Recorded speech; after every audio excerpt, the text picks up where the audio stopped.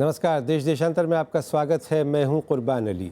17 बैंकों के 9,000 करोड़ से ज़्यादा के कर्जे में डूबे और विवादों में घिरे उद्योगपति विजय माल्या ने मीडिया पर आरोप लगाते हुए कहा है कि एक बार मीडिया जब किसी के पीछे पड़ जाता है तो वो एक ऐसी आग पैदा कर देता है जिसमें सच और सही जलकर खाक हो जाते हैं।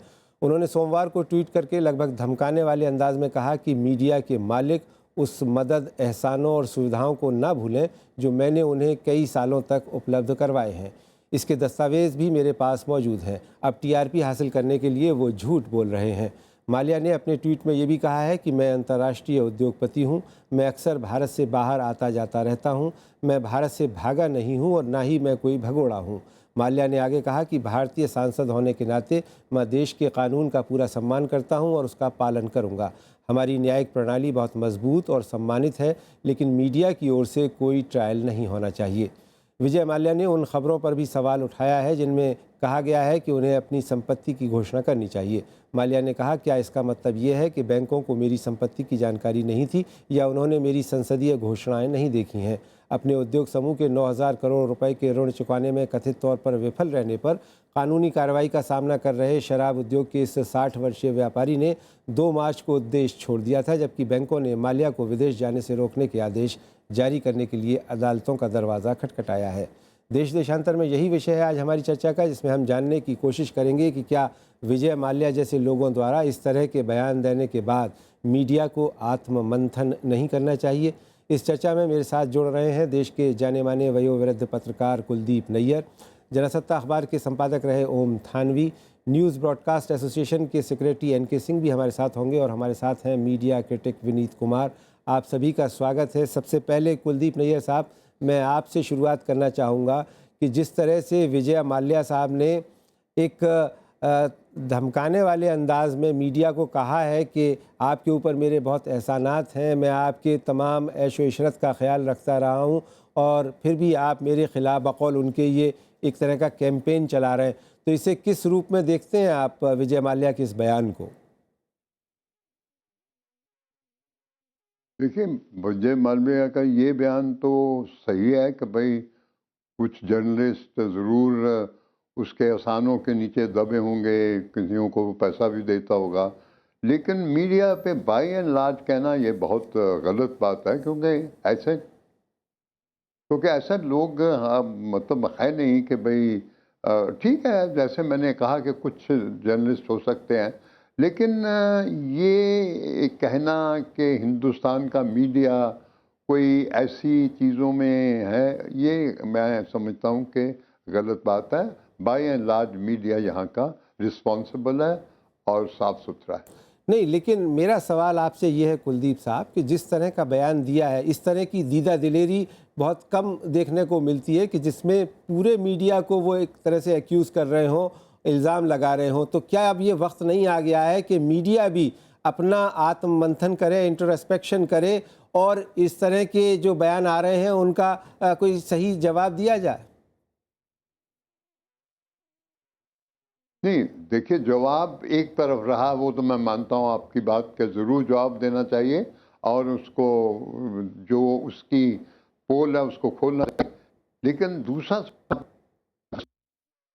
जी, लगता है कि कुछ तकनीकी ख़राबी है। हम कुलदीप साहब के पास आएंगे दोबारा। ओम थानवी जी, आप विजय माल्या के इस बयान को, ख़ास करके जो उन्होंने आज सवेरे ट्वीट किए हैं एक के बाद एक, और कहा है कि कुछ जो टीवी चैनल्स हैं जो उनके ख़िलाफ़ कैंपेन कर रहे हैं उन्हें जेल में होना चाहिए, कैदियों जैसी पोशाक पहननी चाहिए। देखिए, ये जो बात विजय माल्या ने कही है, विजय माल्या के बारे में तो कोई सहानुभूति किसी को हो नहीं सकती। अपराधी की तरह वो भागे हैं और राज्यसभा में होते हुए बगैर राज्यसभा को सूचित किए कि जो लीव ऑफ एब्सेंस उनको लेनी चाहिए, तमाम चीज़ें उनके खिलाफ हैं। लेकिन पत्रकारों के बारे में जो उन्होंने कहा है, मैं सोचता हूँ ये फिर एक ऐसा मौका सामने आया है कि हम लोगों को आत्मालोचन करना चाहिए, क्योंकि ये सच्चाई है कि कई पत्रकार पूंजीपतियों के फ़ायदे उठाते हैं। जो उन्होंने साफ साफ कहा कि मैंने लोगों को ठहरने की उनका बंदोबस्त किया, उनके लिए गाड़ियों का बंदोबस्त किया और मैं इन सब के नाम उजागर कर दूंगा। इस तरह का काम पत्रकार अगर करते हैं तो देर सवेर सारी बिरादरी जो है उसको नीचे देखना पड़ता है। हालांकि ऐसे लोग थोड़े होंगे, कुलदीप नायर साहब ने बिल्कुल ठीक कहा कि सारी हमारी जमात ऐसी नहीं है, लेकिन फिर भी उनकी तादाद मुझे लगता है कि अब बढ़ रही है और अब मुश्किल ये है कि चीज़ें सामने नहीं आती हैं। और विजय माल्या ने अगर उसका इशारा किया है तो हमें जो है उनको अपने कर्मों को भुगतना है, वो भुगतना चाहिए। लेकिन ये जो चीज़ सामने आई है, अच्छा हो कि वो उजागर कर दें ताकि हमारी जो बिरादरी है वो उन लोगों को बेनकाब कर सके और इस बारे में सोच सके कि ये क्यों लोग फ़ायदा उठाते हैं पूंजीपतियों की सुविधाओं का। ठीक है। विनीत कुमार जी, एक मीडिया क्रिटिक के रूप में आप इस खबर को किस तरह से देखते हैं, और जिस तरह से विजय माल्या ने ट्वीट के ज़रिए से अपनी भड़ास निकाली है, अपनी पीड़ा व्यक्त की है, उसे आप किस रूप में देखते हैं?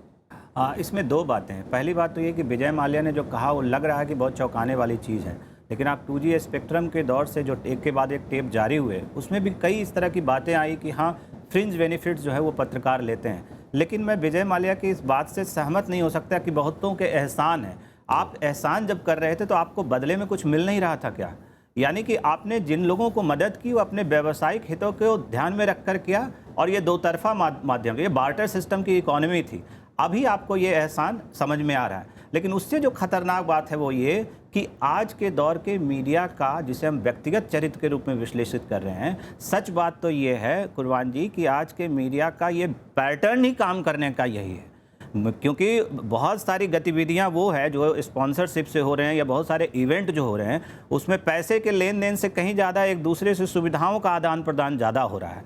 अब ये अगर व्यक्तिगत स्तर पर हो रहा है तो ये सोचने वाली बात है, लेकिन इसमें संस्थान भी बराबर शामिल है।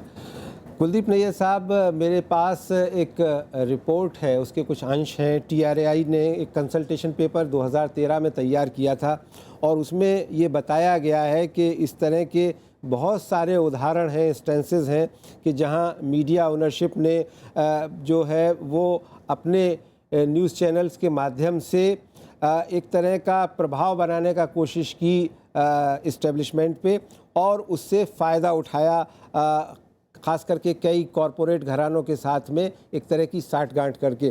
तो क्या आप इसे एक आई ओपनर मानते हैं? नहीं, आई ओपनर के अलावा ये इसमें बात में काफ़ी सच्चाई है जो वो कह रहे हैं, लेकिन तभी तो ये पेड न्यूज़ शुरू हुआ। आफ्टर ऑल देखिए, पेड न्यूज़ का क्या मतलब? यही है कि भाई तुमने वो पैसा लिया और अब खबरों में भी ऐसा रंग दिया कि जैसे लगे कि भाई तुम्हारा कोई इंटरप्रिटेशन तुम्हारी तरफ किया। इसलिए ये जो कुर्बान अली, मैं चाहता हूँ, मैं एक सुझाव देना चाहता हूँ कि एडिटर्स को कम से कम अपनी संपत्ति जो है वो पब्लिक करनी चाहिए। कितना पैसा है, क्या उनका बैंक बैलेंस है, क्या आता है, उनको संपत्ति करनी चाहिए। मैंने एडिटर्स गिल्ड में ये कोशिश की थी, लेकिन कोई नहीं माना एडिटर। जी, ओम थानवी साहब, आप क्या कहेंगे कि जो TRAI का ये कंसल्टेशन पेपर था, इस पे क्या कोई कार्रवाई आपकी नज़र में होनी चाहिए थी? ये निश्चय ही होनी चाहिए थी। और ये जो कुलदीप नायर साहब ने कहा, ये बात बिल्कुल सही है कि अपनी संपत्ति जो है उसको जाहिर करें। आप देखिए हो क्या रहा है, और बहुत ही कई मामलों में तो इतना साफ साफ खुलेआम हो रहा है कि सरकारें पत्रकारों को प्लॉट दे रही हैं, पत्रकारों ने प्लॉट लिए हैं, और एक बार नहीं एकाधिक बार लिए हैं।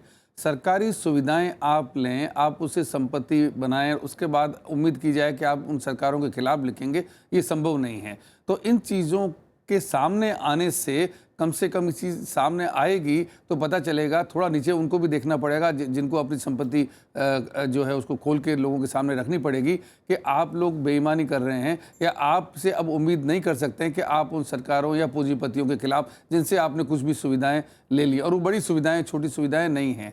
इस तरह की चीज़ें मैंने भी एडिटर्स गिल्ड में एक बार ये सुझाव रखा था कि संपादक जो हैं वो अक्सर प्रधानमंत्री के साथ में टंकर जाते हैं विदेश यात्राओं पर। नरेंद्र मोदी ने आकर के ये सिलसिला बंद कर दिया। कम से कम एक अच्छा काम मैं मानता हूं कि उन्होंने किया। तो संपादकों को क्या जाने की ज़रूरत है? तो ये जो चीज़ें हैं, संपादक खुद अपनी डिग्निटी के बारे में, अपनी गरिमा के बारे में अगर सजग नहीं हैं तो दूसरे तो जो है वो होंगे नहीं, और इसका फ़ायदा भी उठाएंगे और हमारी जो बिरादरी है उसको बदनामी करेंगे। जी, विनीत कुमार साहब, ये जो एक नेक्सस बना है कॉरपोरेट मीडिया, पहले कहा जाता था कि साहब पॉलिटिशियंस और क्रिमिनल्स का नेक्सस है, उसके बीच में अब ये कॉरपोरेट और मीडिया का नेक्सस, और इसके ज़रिए से कई सफ़ेद चीज़ काली को सफ़ेद और उसको दूसरी तरह से रंगने की कोशिश हो रही है। इसे आप किस रूप में देखते हैं, ख़ास करके विजय माल्या के इस बयान के परिप्रेक्ष्य में? इसमें कॉरपोरेट के साथ साथ मैं पीआर एजेंसी भी जोड़ दूं, क्योंकि आज की तारीख में वो सबसे ज़्यादा महत्वपूर्ण है, वो काम कर रहा है जी। विजय माल्या के संदर्भ में पूरी चीज़ों को देखूं तो मैं पहले भी कह रहा हूं और अभी भी कह रहा हूं कि ये ऐब के तौर पर दिखाई दे रहा है, लग रहा है ये कोई बुराई है, लेकिन पूरे मीडिया जिस तरह से काम कर रहा है वो उसका पैटर्न बन चुका है। सबसे दुखद बात यह है कि उसका पैटर्न बन चुका है और आप इस पैटर्न को तोड़ नहीं पा रहे हैं। आखिर क्या वजह है कि एक चैनल जो है उसको खबर दिखाने तक सीमित रहना चाहिए, ज़्यादा से ज़्यादा वो स्टोरी करे, लेकिन वो इवेंट करा रहा है, वो तमाम तरह के चैरिटी काम कर रहा है, तमाम तरह के CSR कर रहा है जो उसके खाते में नहीं आता है। आपको 3 दिन 4 दिन का कॉन्क्लेव कराने की क्या ज़रूरत है? और उसमें होता क्या है, वो जो संपत्ति वाली बात है, संपत्ति की घोषणा कर देने से भी बहुत चीज़ें सामने नहीं आएगी कि बहुत सारे फ़ायदे अप्रत्यक्ष फ़ायदे हैं और आप उसको मॉनेटरी जो है, उसका मौद्रिक स्तर पर जो है मूल्यांकन नहीं कर पाएंगे। जी, कुलदीप नैयर साहब, आप देश के उन बुज़ुर्ग पत्रकारों में से हैं जिन्होंने आज़ादी की लड़ाई को देखा है, देश को आज़ाद होते हुए देखा है और पिछले 70 साल के इस देश के ने जो भी प्रगति की है उसके गवाह रहे हैं। आप के दौर की जो पत्रकारिता थी और अब जो पत्रकारिता हो रही है, और ख़ास करके टीवी चैनलों के माध्यम से, एक तो उसे आप किस रूप में देखते हैं, और दूसरे ये कि उसमें सफाई की अगर ज़रूरत है आपकी नज़र में तो वो किस तरह से हो सकती है? देखिए, हमारे वो जब आज़ादी की बात कर रहे हैं उस वक़्त और काफ़ी से देर बाद तक एक मिशन था। ये मिशन था कि भाई पहले तो आज़ादी मिले और अंग्रेज़ निकलें, तो उसमें जो लोग इसमें लीड कर रहे थे, गांधी जी, नेहरू, मौलाना आज़ाद, सब, चाहे वो एक पार्टी के थे, लेकिन उस वक़्त पार्टी एक नहीं थी, वो सब जो जितने आज़ादी परस्त थे वो सब इसी में थे। तो इसलिए एक वो जो मिशन था, वह जो स्ट्रगल थी, वो तो आग बस बुझ गई जब के आज़ादी मिल गई और फिर कुछ साल के बाद तो वो तो ख़त्म हो गई। अब उसके बाद आहिस्ता आहिस्ता ये जो प्रोफेशन है अब एक तजारत इंडस्ट्री बन गया। जो हम काम करते हैं वो इंडस्ट्री में, जैसे 10 to 5 करते हैं, हम ज़्यादा काम करते हैं, भाई कितने पैसे चाहिए, अरे ये यहाँ से ज़्यादा मिला, वहाँ से ज़्यादा। अब मिशन नहीं रहा, अब तो सिर्फ एक प्रोफेशन भी नहीं रहा, अब तो एक इंडस्ट्री सी है, तजारत सी है। इसलिए मैं समझता हूँ कि कम से कम मेरे जैसे लोग जो अब पुराने हो गए हैं वो फिट इन नहीं करते अब। जी, ओम थानवी साहब, कितना सहमत हैं आप जो कह रहे हैं कुलदीप साहब? और मेरा सवाल का एक हिस्से का जवाब उन्होंने दिया, दूसरा मैं आपसे चाहता हूं कि ये जो बीमारी की तो हम बात करते हैं, लेकिन सफाई कैसे हो, सवाल ये। देखिए, कुलदीप नायर साहब को बहुत अनुभव है, बहुत उन्होंने 2 पीढ़ियाँ तो उनके सामने पत्रकारों की गुजर चुकी, जी, तो मेरे ख्याल में उनकी बात में बहुत दम है। ये जो आपका कहना है कि अब ये सफाई हो कैसे, देखिए 3 संस्थाएं हमारे यहाँ मुख्यतः काम करती हैं। एडिटर्स गिल्ड है, इसके अलावा प्रेस काउंसिल है और फिर NBA है। लेकिन दुर्भाग्य से आप ये देखिए कि तीनों संस्थाएं जो हैं वो जब तक बयान तो जारी करती हैं, लेकिन कोई बहुत ऐसे फैसले कर पाती हों जिनसे अयोग्य लोगों को बाहर रखा जा सके, हमारे पेशे से ये संभव नहीं होता है। जैसे डॉक्टरों के यहाँ या वकीलों के यहाँ जो संस्थाएं काम करती हैं, अक्सर देखा गया कि उन्होंने ऐसी कार्रवाई की है कि जिनके खिलाफ कोई आपराधिक मामले सामने आए हों तो उनको उन्होंने उससे पेशे से बाहर किया।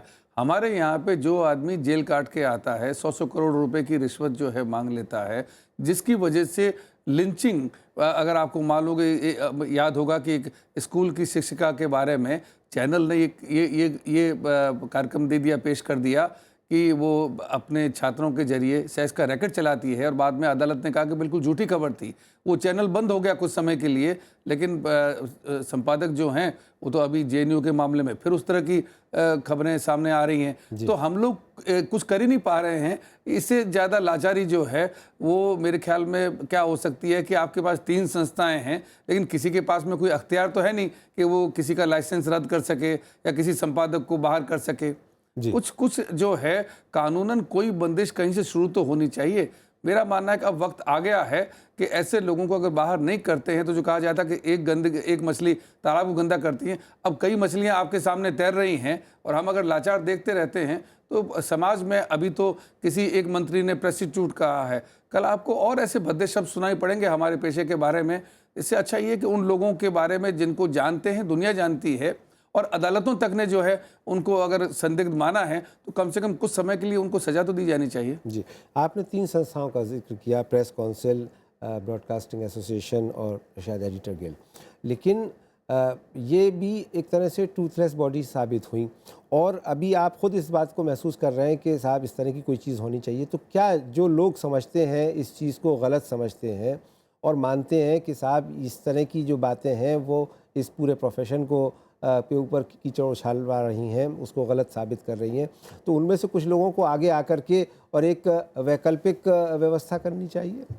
देखिए, उन लोगों के पास में कानूनी अख्तियार नहीं है, सरकार के पास में है। जी। और सरकार जब कभी कोई कार्रवाई करती है तो हम सब लोग संगठित होते हैं, कहते हैं नहीं हमारी स्वाधीनता जो है उस पर ये हनन है। ये बड़ा मामला पेचीदा है। सरकार अगर आज अच्छा समझ करके और उन लोगों के बारे में कोई कार्रवाई करे, कल सरकार जो है वो अपने मकसद से जो लोग उनको सुहाते नहीं हैं उनके खिलाफ भी इस तरह की कार्रवाई कर सकती है। तो असल में कोई इस किस्म का प्राधिकरण बनना चाहिए जो एक जिसको कानूनी अख्तियार हो और वो जैसे ट्राई है इस तरह का कि किस तरह से मीडिया, क्योंकि हम बहुत खतरनाक दौर से गुजर रहे हैं और हमारे यहाँ मीडिया इसलिए ज़्यादा जिम्मेदारी उससे अपेक्षा की जाती है कि हमारे समाज में बहुत बड़ा तबका जो है वो निरक्षर है, वो साक्षर नहीं है। उन लोगों तक आप चाक्षुष माध्यम से यानी टीवी वगैरह से पहुंचते हैं, उन पे इतना भरोसा करते हैं कि वो वेदों पर और बाइबल पर और धार्मिक ग्रंथों पर भी शायद न करते होंगे कि टीवी पे आ गया है। अब ऐसे दौर में अगर जो है उनको गुमराह किया जाता है और निर्दोष लोग जो हैं उनको बलि का बकरा बनाया जाता है, वो सूली पे चढ़ जाते हैं देखते देखते मीडिया के अपराध की वजह से, तो निश्चय ही कोई ऐसी कोई संस्था या ऐसी बॉडी हो जो कानूनन जो है उनके खिलाफ कार्रवाई कर सके ताकि सबक मिले और आगे संभव न हो कि दूसरे लोग भी ऐसा काम करें। जी, कुलदीप नैयर साहब, आपको क्या लगता है कि इस समस्या का निदान क्या है? इस बीमारी को रोकने के लिए आपकी नज़र में क्या किया जाना चाहिए? देखिए, कोई हुकूमत को इस बात में साथ लाना या उनसे ये उपेक्षा करना कि वो कुछ करेंगे, या ये गलत बात है। ये आज़ादी जो हमारी प्रेस की है उसमें दखल होगा। मैं तो समझता हूँ कि हमें जो एक कोड ऑफ एथिक्स है जो बनाया हुआ है हमने, वो प्रेस काउंसिल में भी है, एडिटर्स गिल्ड में भी है, दूसरा वो कोड ऑफ एथिक्स के हिसाब से चलना चाहिए। लेकिन मैं इसके हक में नहीं कि या प्रेस काउंसिल को इसको कोई दिया जाए रोल या किसी और संस्था को दिया जाए कि वो हमें सही कर सके, क्योंकि उससे फ्रीडम ऑफ प्रेस में दखल होगा। जी, इस वक्त हमारे साथ ब्रॉडकास्टिंग एसोसिएशन के सेक्रेटरी एनके सिंह साहब भी जुड़ गए हैं। स्वागत है एनके सिंह जी। हम चर्चा कर रहे हैं, विजय माल्या साहब ने आज सुबह से कई ट्वीट जारी किए हैं और उसमें कहा है, एक तरह से इल्ज़ाम लगाया है मीडिया बैरन्स पर, मीडिया बॉसेस पर कि आपके ऊपर मैंने बहुत सारे एहसानात किए हैं और आप मेरी छवि ख़राब करने का काम कर रहे हैं, और एक तरह से धमकी भी दी है। सबसे पहले तो मैं ये जानना चाहता हूँ कि आप उनके इस बयान को किस रूप में देखते हैं? नहीं, विजय माल्या के बयान को किस रूप में देखा जाना चाहिए? आप सोचिए, एक भगोड़ा जो कि पूरे रूल ऑफ लॉ को धत्ता बताते हुए और उसका कंडक्ट आप इतने ज़माने से जानते हैं, उसको हम इतनी तरजीह दें। और मीडिया के अपने जो फ्रेटर्निटी के लोग हैं वो इस समय उसमें एक सेक्शन है जो कि मीडिया को बिल्कुल ख़त्म कर देना चाहिए, इसको सरकार को कर देना चाहिए। कुछ तो सोचें आप, एक इंस्टीट्यूशन बचा हुआ है जी, और कम से कम इसको उस सरकार के हाथ में दे दें तो ये भी सीबीआई के ज़ेरे रहमो करम पे रह जाएगा। तो कम से कम जब हम लोग ये डिस्कस करें तो इतनी बात समझ लें, कुलदीप नायर साहब ने बहुत कहा, बहुत लड़ाई भी लड़ी है उन्होंने। एक प्रोसेस होता है जिसमें कि आप सेल्फ रेगुलेशन करते हैं, अपने लोगों को खुद दबाते हैं, उनको नैतिक पैरामीटर पे ऊपर उठाते हैं। अगर आपने सेल्फ रेगुलेशन के अलावा कोई भी कोर्स लिया वो डिसास्ट्रस होगा किसी भी प्रजातंत्र में। और जिस तरह का नहीं, लेकिन जो आप कह रहे हैं अभी वक्त की ज़रूरत तो वही है, तो सेल्फ इंट्रोस्पेक्शन जो है वो किस शेप में होना चाहिए? ज़बरदस्त होना चाहिए जी। हमारे तमाम जो सीनियर लोग हैं, कुलदीप नायर साहब हैं, ये सब लोग मिलकर हमारी बिल्कुल एक एक थ्रेडबेयर एनालिसिस करे, कतई कोई दिक्कत नहीं है। लेकिन अगर ये आपने वो बहुत तूफान में आके क्या रे मीडिया को भी बिल्कुल उसी तरह से ट्रीट किया जाना चाहिए, ये कह के अगर आपने इसको सरकार में के हाथ में देने की वकालत कर दी, सरकार में देने की बात नहीं हो रही है, बात सिर्फ ये हो रही है कि क्या विजय माल्या के इस बयान के बाद आज हमारी जो चर्चा का विषय है, इसके पहले भी होना चाहिए था। उसमें यह है कि अब कोई अभी आपने भगोड़ा शब्द का इस्तेमाल किया, वो कह रहे हैं कि मैं भगोड़ा नहीं हूं, मैं भारतीय संसद का सम्मानित सदस्य हूं और सारी जानकारी लोगों के पास में है। उसके बावजूद वो ये कह रहे हैं कि साहब जिन लोगों के ऊपर उन्होंने एहसानात किए हैं, सबके लिए नहीं है, कुछ लोगों के लिए जिनके लिए किए, तो क्या वो सवाल वही उठता है। ओम थानवी जी ने भी यही कहा कि एक मछली पूरे तालाब को गंदा करेगी, और अगर गंदा कर रही है तो उस तालाब का पानी बदला जाना चाहिए या नहीं। लॉजिक में एक फैलेसी होती है कि आप कुछ ना करें, जनरलाइज प्रपोजिशन पे वेग एक आरोप लगा दे किसी इंस्टीट्यूशन पे कि साहब मीडिया के या ब्यूरोक्रेसी के या पॉलिटिकल क्लास के तमाम लोग रात के अंधेरे में हमारे यहाँ आया करते थे। अब आपने पूरे को गंदा कर दिया। आप कहिए ना, हम तो दावा करके कहते हैं कि आप उनके नाम लीजिए, मैं पहला काम करूंगा कि उनको अपने एसोसिएशन से निकालूंगा। आप एक नाम तो लें। ये बहुत सिंपल होता है लॉजिक में, फैलेसी बहुत कॉमन प्रैक्टिस है कि आप कह दें कि साहब कुछ लोग आपको गाली दे रहे थे और उसके बाद आप नाम पूछोगे, आप नाम ना पूछिए। इससे आपने पूरे को हमारी नजर में सारे एक चैनल के एडिटर का नाम लेकर के कहा है, आपकी इत्तला के लिए। नहीं, कोई चैनल का नाम नहीं लिया है, मैंने सुना है। ट्वीट है वो डेलिबरेट है। वो डेलिबरेट इसलिए है कि किसी को आइडेंटिफाई कर दिया जाए जिसके बारे में कहा है। उसकी इंटीग्रिटी के बारे में मुझे नहीं मालूम कि इस देश में शायद कोई होगा जो कि क्वेश्चन करेगा उसकी इंटीग्रिटी के बारे में। तो मैं नहीं समझता कि अगर विजय माल्या कुछ कह रहा है उसको हम तो आप्तवचन मान लें। भारतीय दर्शन शास्त्र में एक आप्तवचन होता है कि उसको माना जाता है गॉस्पेल ट्रूथ है। अब गीता में कहा गया है। और ये तब जो आप करते हैं कुछ तो है जिसकी वजह से ये बात कही जा रही है, ऐसा नहीं है कि कुछ नहीं है। तो आप लाइए ना इसके प्रूफ। एक बार मैं आता हूं आपके पास में। जी ओम थानवी जी, आप कुछ कहना चाह रहे थे। मैं कहना चाह रहा था कि एनके सिंह जी ने ये ठीक कहा। वो चूंकि खुद उस संस्था एनबीए को देख रहे हैं और उन्होंने कहा कि कोई ऐसा आचरण करता है उसके बारे में हम कार्रवाई करते हैं। और विजय माल्या क्या कहता है क्या नहीं कहता है छोड़िए, पर मैं तो ये मानता हूं कि उसने कम से कम ये कहा है। पर ये तो सच्चाई है कि कुछ पत्रकार हैं जो पूंजीपतियों का फायदा उठाते हैं, वो सरकार की गोद में भी जाके बैठ जाते हैं। लेकिन जब ऐसा न्यूज़ के ज़माने में भी बारे में भी ये चीज़ तो छुपी हुई नहीं है, और जब चीज़ें सामने आती हैं और समाज के लिए बहुत घातक हो जाती हैं, आपराधिक मामले होने लग जाते हैं, तो एनबीए ने तो फैसला किया। इनको मालूम है कि जिस चैनल का मैं नाम लेना चाहता हूँ, या नाम लूंगा नहीं, पर दुनिया जानती है और हर कोई छी छी कर रहा है कि इस तरह की पत्रकारिता हो गई। आपने कार्रवाई की, आपने उनको एनबीए से बाहर कर दिया, उससे क्या फर्क पड़ा? वो व्यक्ति अपना संपादक के पद पे तो बना हुआ है, चैनल भी चल रहा है। और एक बार आपने पहले एक शिक्षिका जो है वो जान जाते जाते बची, दिल्ली में आग लग गई, पुलिस की गाड़ियां जला दी गई, खबर झूठी थी, आपने कार्रवाई की, चैनल भी सरकार ने बंद किया, आपने भी कार्रवाई की 6 महीने के लिए। उसके बाद अब क्या हुआ? अब जेएनयू के मामले में एक छात्र जिसके बारे में खुद अब पुलिस कहती है कि हमारे पास में सेडिशन के लिए कोई भी हमारे पास में सामान नहीं है, वो जमानत पे बाहर आ गया, वो भी वापस टीवी की बदौलत थी। अभी भी हम लोग उन डॉक्टर वीडियो के लिए फिर हमारे तरफ लोग उंगली उठा रहे हैं। तो आप कार्रवाई करके उसको एनबीए से बाहर कर देंगे, लेकिन वो व्यक्ति पेशे में मौजूद है। कोई संस्था चाहिए जिसके पास में कानूनी, सरकार जो है वो कार्रवाई करे, ये मैं इससे सहमत हूं, ये बिल्कुल अनुचित होगा। सरकार वरना क्या करे, मैं पहले भी कह चुका हूं कि सरकार कल उन लोगों के खिलाफ कार्रवाई करेगी जो उनको सुहाते नहीं हैं, लेकिन कोई तो कानूनन ऐसी संस्था हो जो उन लोगों को सबक सिखा सके जो प्रोफेशन में घुस आए और उसका दुरुपयोग कर रहे हैं। ठीक है, मैं यहाँ बता दूं, बिल्कुल सही कहा उन्होंने। लेकिन मॉरल टर्पिट्यूड के केसेस में हमेशा ये नहीं होता कि उसके सिटीजनशिप राइट, उसके राइट टू प्रोफेशन ये आप सीज कर ले। आपको देखना होगा कि आपके जो फंडामेंटल राइट्स हैं, लेकिन एनके सिंह साहब सवालिया निशान तो लग चुका है मीडिया की साख पर। आप ही बताइए, आप लोग रास्ता बताइए। नहीं, मैं कह रहा हूं कि सवालिया निशान लगा है और बिल्कुल लगा है, आत्ममंथन का समय है और आत्ममंथन हमें करना चाहिए। मैं ये कह रहा हूं कि आप सदस्यता उसकी खत्म करेंगे, बाहर करेंगे, इसके पहले ही आपके फैसले से वो खुद को अलग कर लेता है और खुद अपनी एक इंडिपेंडेंट अथॉरिटी बना देता है।